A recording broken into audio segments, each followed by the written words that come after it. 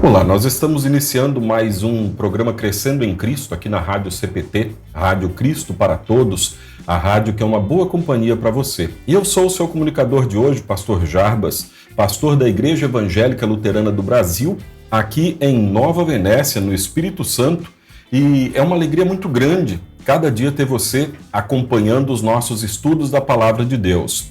E hoje nós vamos estudar o Evangelho de Lucas no capítulo 5.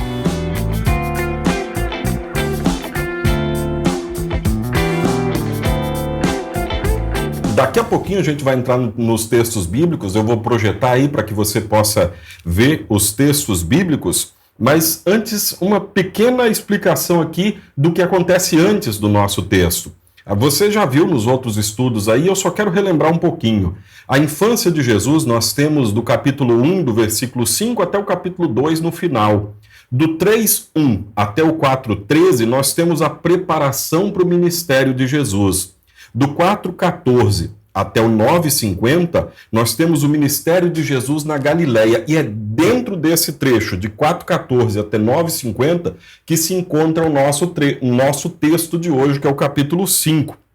E depois desse 9:50, do seu ministério aí na Galileia, Jesus vai então para Jerusalém. Mas nós vamos ficar com esse trecho aí.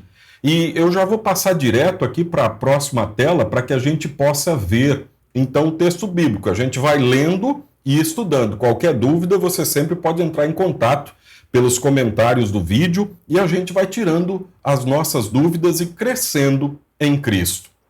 Você vê aí, a gente está no Evangelho e eu estou usando aqui um aplicativo que eu gosto muito, que eu sempre divulgo, que é YourVersion, está aqui em cima, você não está vendo porque a câmera está em cima, mas é muito importante que você pode fazer as suas anotações nele.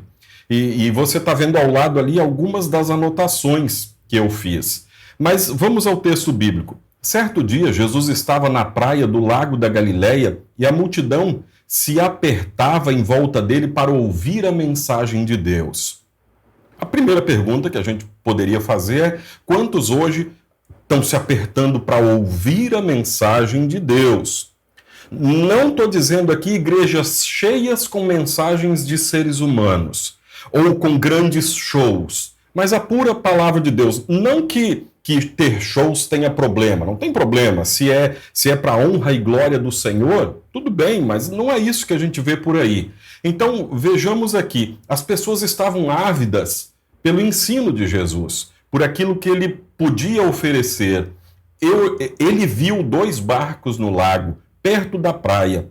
Os pescadores tinham saído deles e estavam lavando as redes. Jesus entrou num dos barcos, o de Simão. Simão você vai conhecer depois pelo nome de Pedro, e pediu que ele o afastasse um pouco da praia. Então sentou-se e começou a ensinar a multidão. Eles estavam apertando Jesus de todos os lados, e é como aqui se ele fosse para uma espécie da nossa igreja luterana, ele foi para o púlpito. E dali do púlpito, ele tinha uma visão privilegiada e tinha espaço para pregar às pessoas. É interessante essa imagem. Jesus no barco ensinando a multidão que estava nas margens. Quando acabou de falar, Jesus disse a Simão. Notem que Jesus foi no barco de Simão depois que ele tinha ficado uma noite inteira pescando, cansado. O texto não diz que ele se negou a fazer isso. Esse mesmo texto é registrado também em Mateus e em Marcos. Aliás, todo o capítulo é repetido nos outros 2 evangelhos. Isso é importante, porque ele às vezes traz alguns detalhes que mostram para a gente de outra perspectiva o texto bíblico. Eles às vezes se completam, um detalhe que não tem em um, o outro traz, e assim por diante. Então, Pedro cede o barco depois de uma noite cansativa para que Jesus pregasse. Quando acabou de falar, Jesus disse a Simão: leve o barco para um lugar onde o lago é bem fundo, e então você e os seus companheiros joguem as redes para pescar. O Simão respondeu: mestre, nós trabalhamos a noite toda e não pescamos nada. Mas já que o Senhor está mandando jogar as redes, eu vou obedecer. Pedro aqui até tenta dar uma não sei qual a palavra que a gente pode usar aqui, ele nem tenta recusar, mas ele tenta dar uma explicação para Jesus. Olha, mestre, a gente já trabalhou a noite toda, e a gente sabe que de noite é a melhor hora para pescar, e que possivelmente agora, de dia, não vai funcionar. Mesmo assim, ele vai e faz. Quando eles jogaram as redes na água, pescaram tanto peixe que as redes estavam se rebentando. Então fizeram um sinal para os companheiros que estavam no outro barco, a fim de que viessem ajudá-los. Eles foram e encheram 2 barcos com tanto peixe que os barcos quase afundaram. Já imaginaram quanto peixe? Barcos preparados para carregar peixes não estavam aguentando de tanto peixe que tinham que carregar. Quando Simão Pedro viu o que havia acontecido, ajoelhou-se diante de Jesus e disse: Senhor, afaste-se de mim, pois eu sou um pecador. Vou deixar só o texto bíblico aqui, as observações ali, você pode fazer as suas depois. Pedro aqui, nesse momento, ao ajoelhar-se, ele reconhece que aquele Jesus, aquele santo que está ali na sua frente, é alguém que ele não merece estar na frente. Ele se reconhece pecador e reconhece em Jesus um santo. Simão e os outros que estavam com ele ficaram admirados com a quantidade de peixes que haviam apanhado. Tiago e João, filhos de Zebedeu, mais 2 apóstolos, aqui a gente tem o chamado de alguns apóstolos, a gente tem Pedro, Simão, e aqui Tiago e João, os filhos de Zebedeu, que eram companheiros de Simão, também ficaram muito admirados. Então Jesus disse a Simão: não tenham medo, de agora em diante vocês vão pescar gente. E pescar gente não é ir na igreja dos outros e querer trazer para a minha. Pescar gente é lançar as redes de Jesus no mundo. É lançar a palavra de Deus ao mundo com o objetivo de levar o evangelho às pessoas. Isso é pescar gente. O que tem nos preocupado, especialmente nós pastores hoje em dia, e tenho certeza que grande parte da liderança, é como a gente tem deixado o mundo influenciar a nossa pescaria de gente. A gente tem cedido de todas as formas para modismos e outras coisas. A gente tem cedido às tentações de brigar por causa de qualquer coisa. E política talvez seja o que mais se tem brigado nesse momento. Eu sei que hoje, no meu Instagram, eu coloquei uma frase assim: não deixe que a política seja maior que Jesus na sua vida. Nós precisamos falar do Salvador de Jesus. Esse mundo vai passar. Políticos vão entrar, vão sair, vão passar. A gente tem que lutar por um país melhor, sem dúvida. Mas o nosso Salvador e o salvar pessoas é mais importante.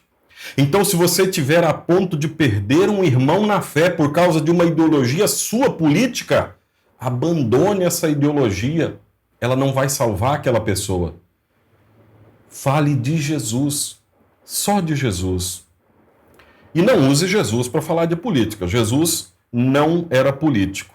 E quem fala isso está usando de falácias. Eles arrastaram o barco para a praia, deixaram tudo e seguiram Jesus. Nós já o estamos seguindo. Nós, em algum momento, já deixamos esse barco em algum lugar. E hoje a gente está pescando gente. E isso é o mais importante. A gente tem agora a cura de um leproso. Certa vez, Jesus estava numa cidade onde havia um homem que tinha o corpo todo coberto de lepra. Quando viu Jesus, o leproso se ajoelhou diante dele, encostou o rosto no chão e pediu: Senhor, eu sei que o Senhor pode me curar se quiser. Jesus estendeu a mão, tocou nele e disse: Sim, eu quero, você está curado. No mesmo instante, a lepra desapareceu. Então, Jesus lhe deu esta ordem: escute, não conte isso para ninguém, mas vá pedir ao sacerdote que examine você. Depois, a fim de provar para todos que você está curado, vá oferecer o sacrifício que Moisés ordenou. Mas as notícias a respeito de Jesus se espalhavam ainda mais e muita gente vinha para ouvi-lo, para ser curada das suas doenças. Porém, Jesus ia para lugares desertos e orava. Jesus não estava fugindo das pessoas. Ainda não era o seu tempo, não era o seu momento. Então, ele não estava ali como um milagreiro. Jesus não veio para ser um milagreiro. Ele fez milagres, fazia parte da sua obra, mas ele não veio para ser um milagreiro. Ele veio para ser o nosso Salvador. E aqui, no versículo 13, Jesus toca no leproso. Isso é interessante aqui, é muito interessante.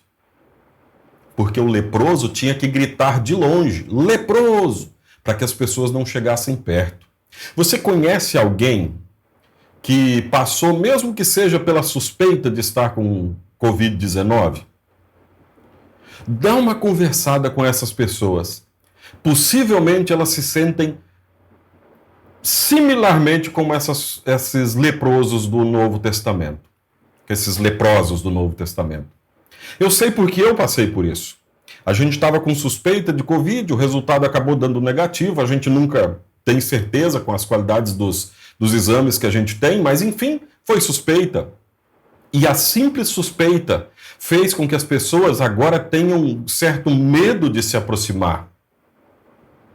Parece que eu tenho que gritar de longe, leproso. Imagine o que essas pessoas passavam anos e anos abandonadas.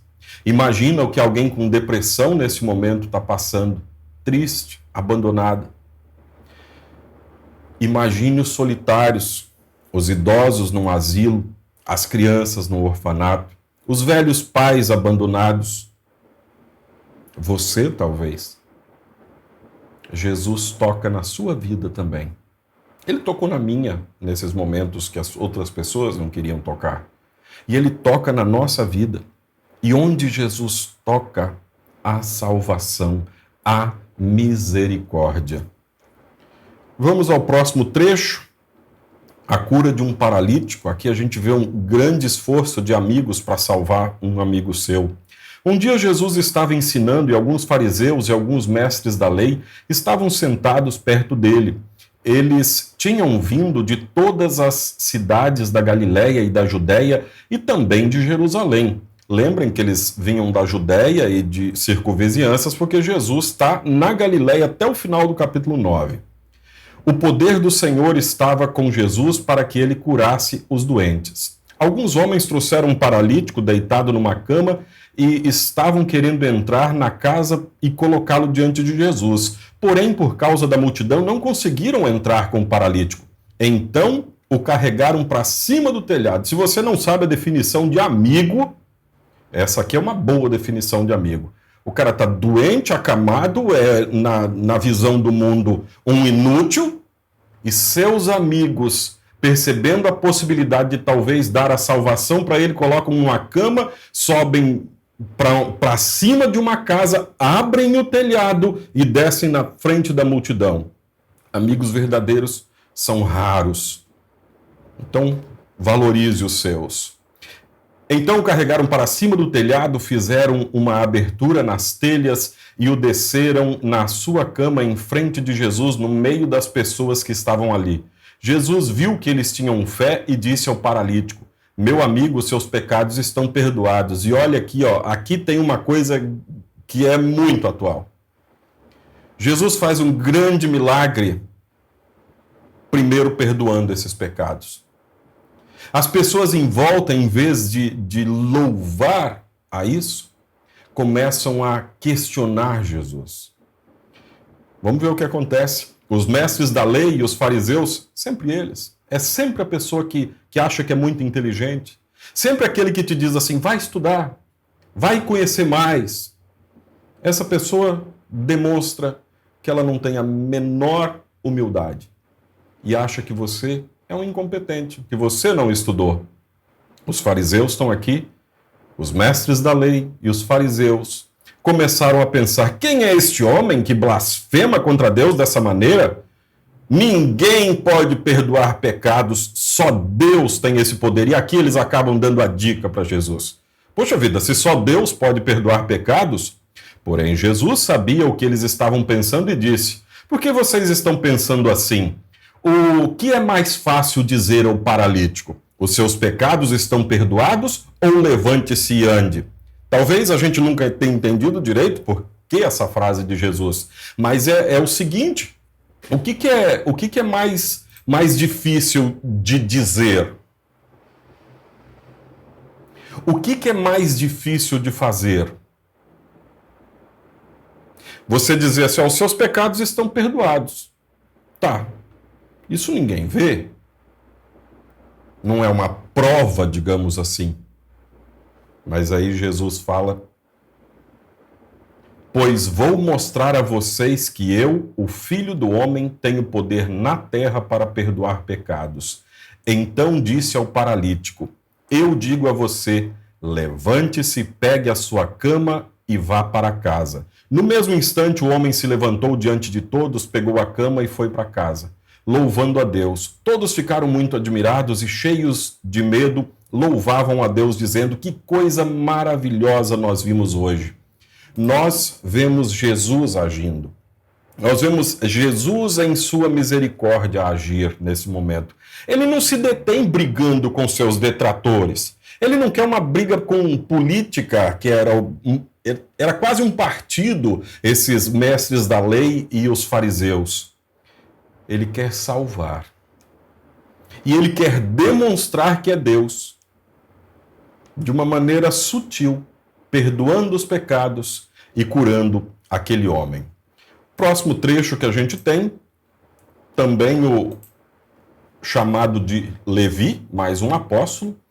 Depois disso, Jesus saiu e viu um cobrador de impostos chamado Levi, sentado no lugar onde os impostos eram pagos. Talvez se fosse um de nós, não chamaria Levi para ser apóstolo. Talvez eu não fosse chamado para ser pastor. Talvez você não fosse chamado para ser discípulo de Cristo. Aí onde você está, fazendo a obra que você faz por Cristo, o seu testemunho. Se dependesse de nós e de nosso pecado, a gente não tinha muito futuro. Mas Jesus não nos olha segundo os nossos pecados. Ele olha para nós e vê alguém que precisa ser salvo. Acho que para nós faltam esses olhos misericordiosos de Jesus, olhando para o abandonado, para o mendigo, para a prostituta, para o homossexual, para o nosso inimigo político. Falta-nos olhos de misericórdia, olhos de amor e de perdão. Algum desses tem a vida errada? Se nunca ouvir falar de Jesus, possivelmente não terá chance de mudar de vida. Levi teve. Venha comigo. Levi se levantou, deixou tudo e seguiu Jesus. Então Levi fez para Jesus uma grande festa na sua casa. Havia ali muitos cobradores de impostos. Olha que maravilha! Tanta gente para ser salva num mesmo lugar por causa de um que foi chamado. E outras pessoas estavam sentadas com eles. Daí chega aquele povinho nojento. Os fariseus e os mestres da lei, que eram do partido dos fariseus, ficaram zangados com os discípulos de Jesus e perguntaram: por que vocês comem e bebem com cobradores de impostos e outras pessoas de má fama? A resposta é para salvar. E se esses fariseus tivessem aproveitado a festa para também receber a salvação, muitos deles estariam na vida eterna. Jesus respondeu: os que têm saúde não precisam de médico, mas sim os doentes. Eu não vim para chamar os bons, mas para chamar os pecadores, a fim de que se arrependam dos seus pecados. Algumas pessoas disseram a Jesus: os discípulos de João Batista jejuam muitas vezes e fazem orações, e os discípulos dos fariseus fazem o mesmo, mas os discípulos do Senhor não jejuam. Você já foi julgado por alguma coisa que você não faz e que outras religiões fazem? Jesus respondeu: vocês acham que podem obrigar os convidados de uma festa de casamento a jejuar enquanto o noivo está com eles? Claro que não. Mas chegará o tempo em que o noivo será tirado do meio deles, então sim, eles vão jejuar. E jejum está sempre ligado a sofrimento, oração. Jesus fez também essa comparação. Ninguém corta um pedaço de roupa nova para remendar uma roupa velha. Se alguém fizer isso, estraga a roupa nova. E o pedaço de pano novo não combina com a roupa velha. Ninguém põe vinho novo em odres velhos. Se alguém fizer isso, os odres rebentam, o vinho se perde e os odres ficam estragados. Não, vinho novo deve ser posto em odres novos. E ninguém quer vinho novo depois de beber vinho velho, pois diz, o vinho velho é menor. Nesse último trechinho, a gente já está indo para o final do nosso estudo, um capítulo grande para a gente fazer nesse menor período aqui. A gente deveria ter para cada pedacinho o tempo que a gente está tendo para o capítulo inteiro. Então fica um incentivo para que você continue estudando. Amanhã a gente tem mais um capítulo a ser estudado e você sempre pode rever, pode pegar a sua Bíblia, uma Bíblia de estudo e estudar a palavra de Deus. Mas aqui nesse finalzinho, especialmente dos versículos 36 em diante, Jesus está falando mais ou menos assim: é difícil as pessoas largarem dos seus costumes arraigados, a sua religiosidade, às vezes mística e às vezes supersticiosas, e saber que a nossa salvação está em Cristo. Mas a nossa salvação está em Cristo. Quantas pessoas salvas a gente tem nesse texto de Lucas? 4 apóstolos, mas quantas pessoas foram salvas? Foram buscadas por Jesus? Eu sou um desses salvos. Espero que você também. E que legal! Nesse programa, o nosso estudo vai ficar por aqui. A gente não tem mais o tempo. Mas não perca a próxima edição, que irá continuar com o próximo capítulo. Assista a estes e outros programas da Rádio Cristo para Todos em www.facebook.com/Rádio da IELB. Isso no Facebook. E no YouTube, youtube.com/Rádio CPT. Essas informações vão estar aí na descrição do vídeo também. Baixe esse episódio em www.radiocpt.com.br/podcast. Talvez você não saiba como escrever podcast, P-O-D-C-A-S-T, mas vai estar aí nos comentários também. Muito obrigado pela sua audiência, pela sua companhia nesse estudo. Não se esqueça de divulgar a programação da Rádio CPT nas suas redes sociais. E foi um prazer ter você aqui estudando a palavra de Deus e crescendo na fé em Cristo Jesus, junto com a gente. Que a paz de Jesus, o nosso Salvador, esteja com todos vocês, com você, com sua família e com todas as pessoas a quem você vai enviar esta mensagem. Um grande abraço e até nosso próximo programa. Fique com Deus.